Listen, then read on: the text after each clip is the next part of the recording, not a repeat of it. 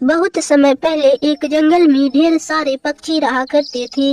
उन्हीं पक्षियों में एक टूनी नाम की चिड़िया भी रहा करती थी। टूनी बहुत ही बुद्धिमान और ईमानदार थी। उस जंगल के सारे पक्षी बहुत परेशान थे, क्योंकि उस जंगल में खाने का भोजन समाप्त हो चुका था। अरे देखो टूनी चिड़िया, अब हम लोग इस जंगल में और अधिक दिन नहीं रह सकते, क्योंकि अब हमारे खाने का भोजन भी यहाँ पर नहीं मिल पा रहा है। इस तरह तो हम थोड़े ही दिनों में मर जाएंगे। अरे अरे लंचू भैया, आपकी बात बिल्कुल सही है, लेकिन हम बिना किसी ठिकाने के कहीं पर कैसे जाएं? हो सकता है कि हम लोग रास्ता भटक जाएं और किसी ऐसी जगह पहुंच जाएं जहां हमारी जान को खतरा हो। हमें कुछ दिन रुककर ही सही जगह का पता लगाकर ही प्रस्थान करना होगा। हाँ भाइयों, टूनी चिड़िया बिल्कुल सही कह रही है। हमें कहीं जाने से पहले उस स्थान का पता लगा लेना चाहिए। चलो आज हम सभी लोग जंगल से बाहर जाकर उस स्थान का पता लगाएंगे कि कहीं आसपास में कोई जंगल है जहाँ हमें भोजन मिल सके। कालू की बातें मानकर सभी पक्षी जंगल से बाहर जाकर भोजन की तलाश करने लगते हैं। टूनी चिड़िया भी भोजन की तलाश कर रही होती है, पर उन्हें कोई भी भोजन नहीं मिलता। अंत में थककर कालू कौवा कहता है, अरे भाई कालू कौवे, यह भोजन ढूंढना तो तुम्हारे बस की बात नहीं है। ये तो कितना मुश्किल का काम है। दाना ढूंढते ढूंढते टूनी चिड़िया भी परेशान हो जाती है और वह भी एक जगह बैठ जाती है। अरे बाप रे बाप, कितनी जोरों से धूप है और ऊपर से ये दाना ढूंढना, कितना कठिन काम है। इस जंगल में एक भी दाना नहीं बचा है। अंत में सभी पक्षी निराश होकर जंगल से चले जाते हैं। केवल कालू कौवा, टूनी चिड़िया और कबूतर बचते हैं। कबूतर आकर टूनी से कहता है, अरे भाई टूनी चिड़िया, ये जंगल में रहना तो बड़ा ही कठिन हो गया है। अब मैं भी यहाँ पर नहीं रह सकता।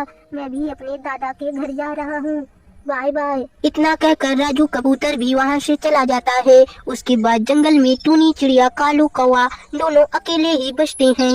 अरे कालू भैया, क्या तुम्हें पता है जंगल के सभी पक्षी जंगल छोड़कर चले गए हैं।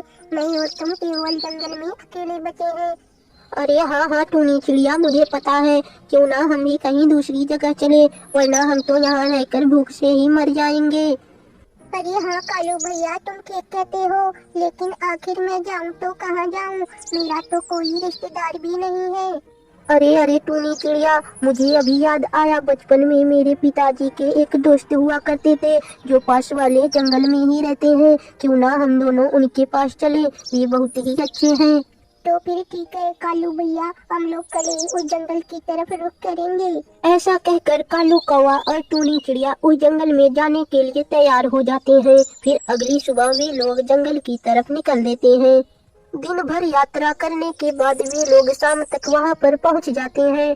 अरे कालू बेटा, तुम इतने दिनों बाद बताओ कैसे आना हुआ? अरे अंकल जी, हमारे जंगल के सभी पौधों को पता नहीं क्या हो गया है। हमारे जंगल में एक भी फल नहीं लगता। तो बताइए अब हम लोग क्या खाएं? इसलिए मैं आपके पास चला आया।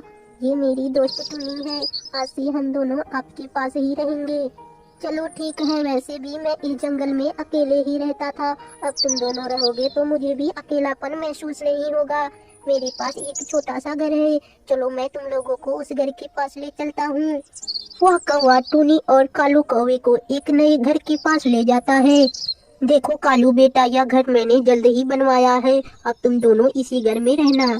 जी अंकल, आपका बहुत बहुत शुक्रिया। अच्छा तो ठीक है, तुम लोग बहुत दूर से आए हो, थक गए होगे, जाओ आराम करो, मैं अभी चलता हूँ। इतना कहकर वह कौवा अपने घर चला जाता है। उसके बाद टूनी चिड़िया और कालू कौवा उस घर के अंदर जाते हैं। अरे अरे कालू भैया, यह घर तो काफी सुंदर है। अरे हाँ हाँ टूनी बहन, ये बात तो तुमने ठीक कहा, लेकिन मेरी एक बात याद रखना, मैं यहाँ ऊपर बेड पर सोऊंगा और तुम नीचे चटाई पर। तुम्हें कोई दिक्कत तो नहीं है ना? नहीं नहीं कालू भैया, मुझे कोई भी दिक्कत नहीं है, आप आराम से बेड पर सो सकते हो। इतना कहकर टूनी चिड़िया और कालू कौवा सो जाते हैं और फिर धीरे धीरे रात कट जाती है और सवेरा हो जाता है। इसके बाद टूनी चिड़िया और कालू कौवा एक बाग में बैठे होते हैं। देखो टूनी चिड़िया, रहने का तो इंतजाम हो गया, पर भोजन का भी इंतजाम करना होगा। मेरे हिसाब से तुम सुबह को भोजन लाकर रख लेना और मैं शाम को भोजन लाकर रख दूंगा, जिसे हम लोग फिर सवेरे खाएंगे।